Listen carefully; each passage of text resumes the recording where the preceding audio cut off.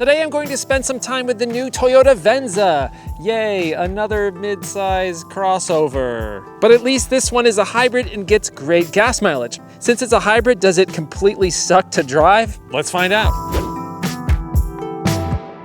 So if you know me, you're well aware that I'm a huge fan of the cars from the 80s and the 90s, especially the forgotten and unloved ones. For me, new crossovers like this Toyota Venza usually bring on an immediate narcoleptic episode, especially in this bland gray-blue color. So many crossovers on the market now, and so many of them are difficult to tell apart, and so many of them get terrible fuel economy. But Toyota is aiming to differentiate the Venza a bit by giving it a slightly more upscale and baby Lexus type look and feel. And they're offering it exclusively with a hybrid powertrain. This one should get around 40 miles per gallon.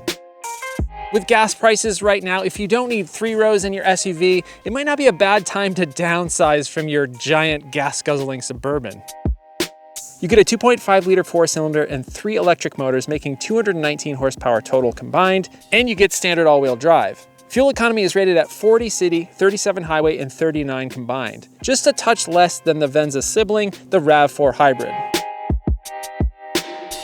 So the Venza is a midsize. It's a bit on the smaller side of midsize. It competes with Toyota's own RAV4, the Hyundai Santa Fe, Honda Passport, and this is the top tier limited trim, which has all of the fancy and occasionally unnecessary bells and whistles. So compared to the RAV4, the front end is kind of smooth and rounded and bubbly, a lot less chunky than the RAV4. Yes, it has a giant swath of black plastic down here, but I just have to get used to the fact that Toyota does this on all of their vehicles. Now onto the side profile. It's fine, pretty nondescript like most midsize crossovers, but if you're just looking for a family car, I don't think you'd be offended by this. But if you hate crossovers and you hate the fact that they all look the same, I don't think this is gonna help you there. It looks like every other crossover from the side. The wheels look decent. It seems like there's a lot of space in this wheel well. Kind of wish this was just lowered. I kind of wish this was just a station wagon. I mean, that's essentially what this is. It's a lifted station wagon with not really very usable cargo space. But like I said, it's fine. And you got this swooping rear end, which makes the cargo area less useful. It makes it look sportier, but you got less usable space in there. Kind of wish this was more of a box, but that's just me. Looks pretty elegant in the back. I don't see any issues here. And let's check these tailpipes. Let's do the tailpipe test. Actual real metal tailpipes. Surprising.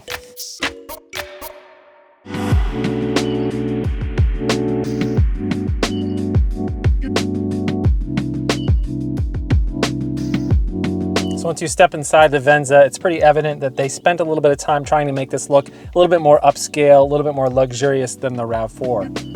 It does look pretty nice. There's stitching everywhere. The materials are really good. The only thing in here that looks a little bit cheap are the steering wheel buttons.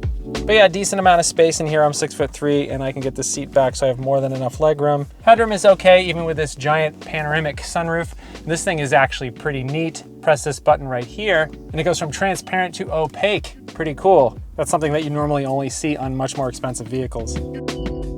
But the exterior dimensions would suggest that the Venza has more interior space than the RAV4, but in reality, it's actually a touch smaller, which is weird. So the 8-inch screen is standard, but we get a 12.3-inch screen here on the Limited. It's also an option on the XLE. Of course, you get Apple CarPlay and Android Auto on all trims. But with this larger screen, you also get navigation and a premium JBL stereo.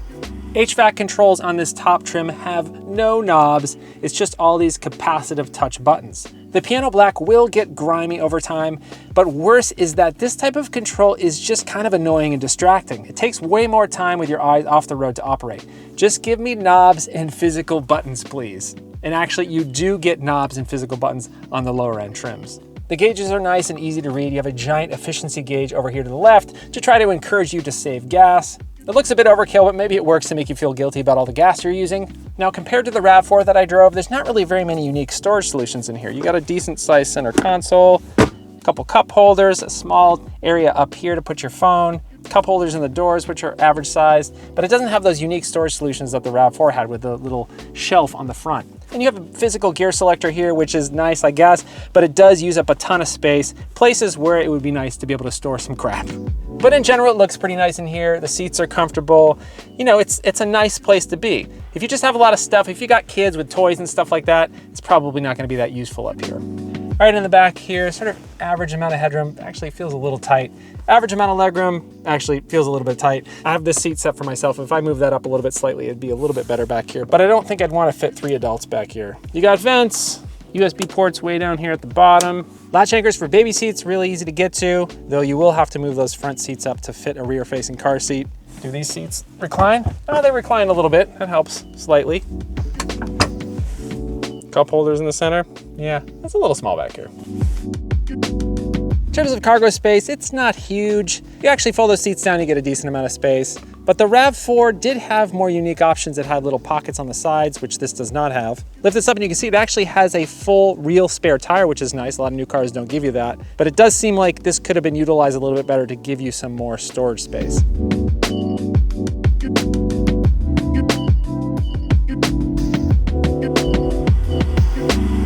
Toyota knows hybrid powertrains. They've been making them for 20 plus years, but Toyota hybrids are not exactly known as being fun to drive. Now this Venza shares a platform with the RAV4 hybrid. It pretty much has the same drivetrain, and much like its RAV4 hybrid sibling, it's actually quite a bit quicker than the non-hybrid RAV4. 0 to 60 occurs in about 7.5 seconds. And nowadays, car reviewers will say that that's abysmally slow, but honestly, it's totally adequate for most situations. The engine can drone a little bit under hard acceleration, but it's fine. Handling is fine, the ride is fine, this thing drives just fine. It has a continuously variable transmission, which car reviewers love to hate on, but honestly, most car buyers don't give a crap.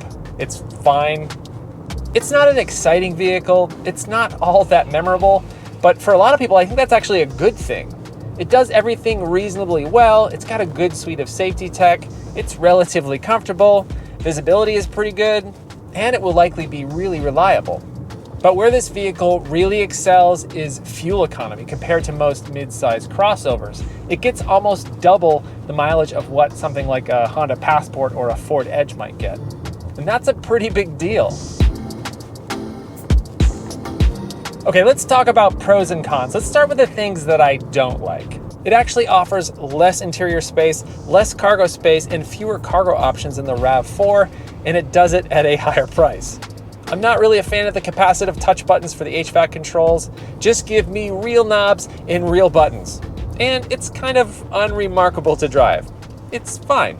All right, what about the things that I like? I actually like the size of this thing. It's not too big, it's easy to park, it's easy to maneuver. Of course, the fuel economy, it's really good for this class of vehicle. And while I can't say that I really like the styling of any crossover, I'm pretty okay with the styling here.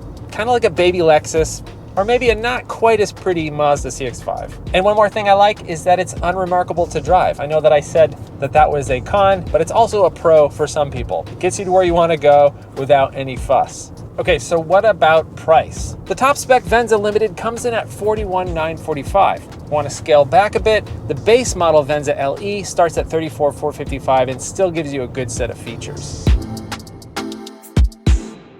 So if you already have a giant gas-guzzling SUV and you're sick of spending all your money on gas, the Venza could be a decent option. It's a pleasant crossover, it gets excellent fuel economy, but the competition in this crossover space is fierce. There seem to be a million others to choose from. And honestly, Toyota's own RAV4 hybrid kind of seems like a better deal.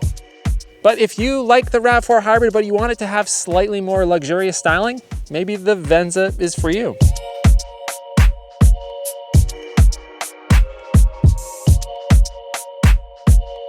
I also make videos that are not about crossovers. If you want to join me on my journey with my fleet of mostly forgotten, unloved, and mostly broken 80s and 90s cars, please subscribe and hit that bell icon so you can get notified of all my videos. If you'd like to help support the channel, you can buy a Hello Road t-shirt like the one I'm wearing right here with my Porsche 944 Turbo.